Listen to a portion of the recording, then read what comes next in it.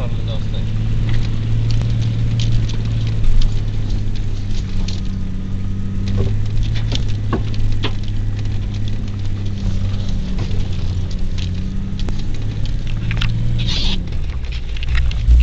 Băi, cafea de medic și pădurea de Salcâm. Mai țineți minte că aici în stânga era pădurea de Salcâm?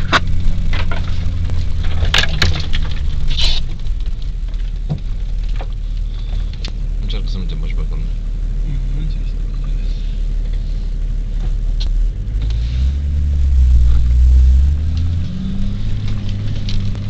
Bravo, Cristi, ai tras niște acrobații de încrucișări.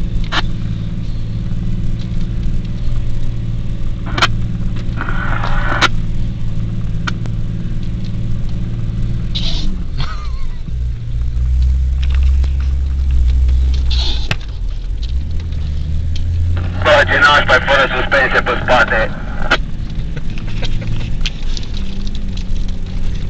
Dar dacă n-aveai nici stație, nici nu puteai să comunici la nimeni că e de nașpa.